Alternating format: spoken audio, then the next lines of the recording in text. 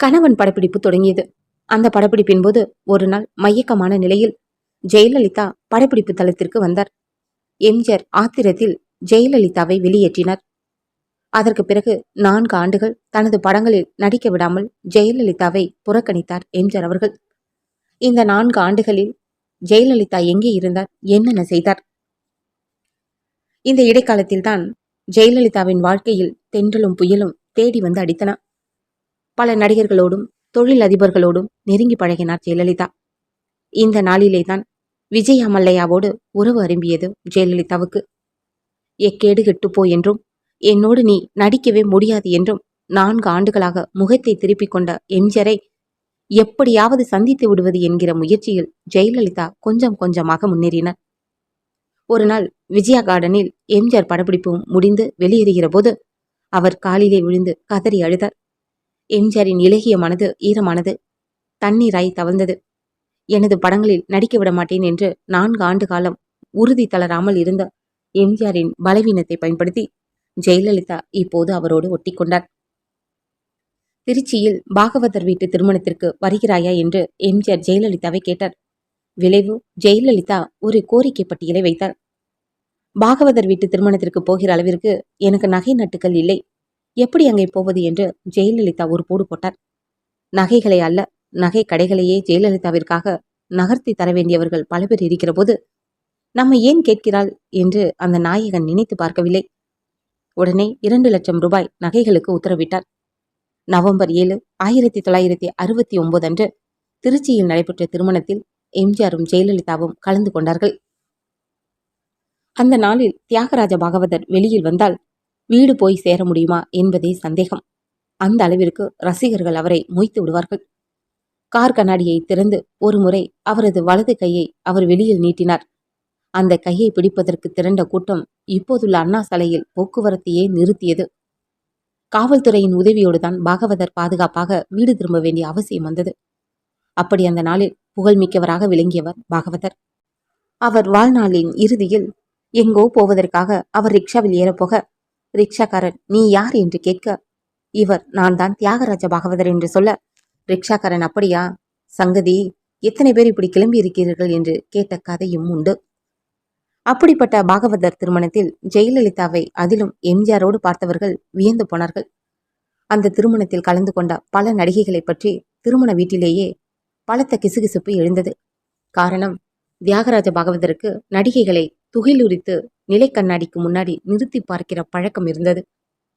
ஜெயலலிதாவும் இந்த திருமணத்தில் கலந்து கொண்டதால் பல கண்கள் ஜெயலலிதாவை ஊடுருவல் நடத்தி பார்த்தனர். பிரபலங்கள்லாம் அப்போது பிரபலமாக இருந்த தியாகராஜ பாகவதரே எம்ஜிஆரை எழுந்து நின்று வரவேற்றார். பிடித்தவர்கள் பிடிக்காதவர்கள் அத்தனை பேரும் எம்ஜிஆரை வணங்கினர். மக்கள் வெள்ளமோ அதோ எம்ஜிஆர் இதோ எம்ஜிஆர் என்று மகிழ்ச்சியில் திளைத்த வண்ணமாக இருந்தது.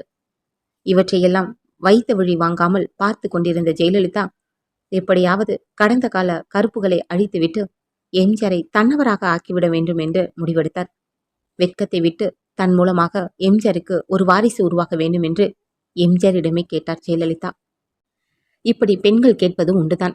எதற்கும் துணிந்தவர்கள் இவர்கள். பெர்னாட் ஷாவிற்கு இப்படித்தான் ஒரு முறை சங்கடம் நேர்ந்தது. உலக அழகி ஒருவர் அவரை சந்தித்து, உங்களை மாதிரி அறிவும் என்ன மாதிரி அழகும் உள்ள ஒரு குழந்தை பிறந்தால் எவ்வளவு நன்றாக இருக்கும் என்று கேட்டார். முகமெல்லாம் அம்மை தழும்புகளும் தாடியுமாக இருந்த பெர்னாட் ஷா உடனே, உன் மாதிரி அறிவும் என் மாதிரி அழகும் உள்ள குழந்தை பிறந்தால் என்னவாகும் என்று கேட்டாராம்.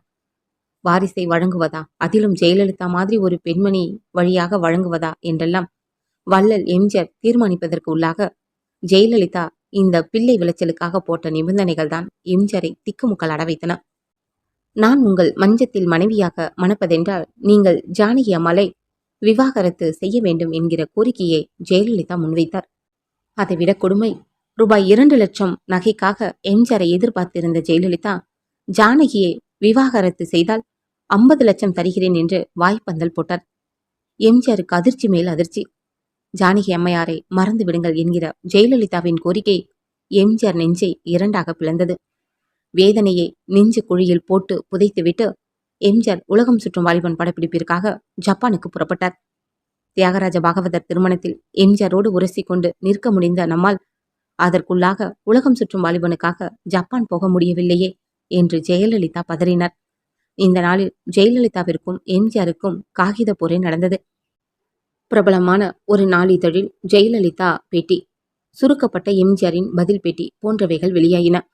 உன்னால் ஜப்பான் போக முடியும் என்றால் என்னால் சிங்கப்பூர் போக முடியும் என்று காட்டுவதற்காக ஜெயலலிதா சிங்கப்பூர் போனார். சிங்கப்பூரிலும் ஜெயலலிதாவிற்கு சிக்கல் வந்தது. விசாவில் 14 நாட்கள் தான் தங்கலாம் என்று இருந்தது. 15வது நாள் ஜெயலலிதா சிங்கப்பூரில் பிடிபட்டார். அப்பொழுதும் எம்ஜிஆரை தான் தேடினார். எட்ட முடியாத தொலைவில் இருந்த எம்ஜிஆர் அந்த நேரத்திலும் தனது நண்பர் சண்முக சிகாமணி வழியாக சிங்கப்பூரில் ஜெயலலிதா சிறைப்படுவதிலிருந்து காப்பாற்றினார். ஆனால் எம்ஜிஆருக்கு துரோகம் செய்வது ஒன்றையே தனது குலத்தொழிலாக கொண்ட ஜெயலலிதா அப்போதும் எம்ஜிஆரை விடவில்லை. தமிழ்நாட்டு பத்திரிகை ஒன்றுக்கு ஜப்பானில் எம்ஜிஆரை சந்தித்தேன் என்று பேட்டி கொடுத்தார். தன்னை பார்க்காமலேயே இப்படி ஒரு பேட்டி வந்ததற்காக எம்ஜிஆர் வருந்தினார். ஜானகி அம்மையார் எல்லா நிலவரங்களையும் ஏக காலத்தில் அறிந்தவர். ஆதலால் எம்ஜிஆரிடம் கண்ணீரோடு பேசினார். விளைவு, எம்ஜிஆர் என்னை தமிழ்நாட்டிலிருந்து வந்த எவரும் சந்திக்கவே இல்லை என்று பேட்டி கொடுத்தார். அந்த பத்திரிகை மீது வழக்கம் போடுவேன் என்று மிரட்டினார்.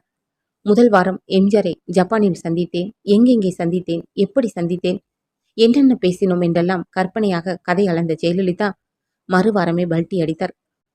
ஒரு நிருபரை விட்டு இவராக கேள்வி கேட்க விட்டு நானாவது எம்ஜிஆரை சந்திக்கதாவது என்று ஜெயா மறுபேட்டி கொடுத்தார். ஜெயலலிதாவை அறிந்தவர்கள் பிழைத்துக் கொண்டார்கள். மற்றவர்களுக்கு மேல்மூச்சு கீழ்மூச்சு வாங்கியது. எம்ஜிஆரிடம் இது பற்றி கேட்டபோது ஜெயலலிதாவின் தரமும் தகுதியும் இவ்வளவுதான் என்றார். எம்ஜிஆர் ஜப்பானிலிருந்து திரும்பி வந்ததும் ஒளிவிளக்கு படத்தின் 100வது நாள் படவிழா நடைபெற்றது. மீண்டும் எப்படியாவது இந்த விழாவில் எம்ஜிஆரோடு ஒட்டி கொள்ளலாம் என்று ஜெயலலிதா முயற்சித்தார். ஆனால் அழைப்புதல் கூட ஜெயலலிதாவிற்கு அனுப்பக்கூடாது என்று எம்ஜிஆர் உத்தரவிட்டார். அதன் விளைவாக ஜெயலலிதா தூக்க மாத்திரைகளை சாப்பிட்டார். ஒரு நாள் முழுவதும் கண் விழிக்க முடியவில்லை.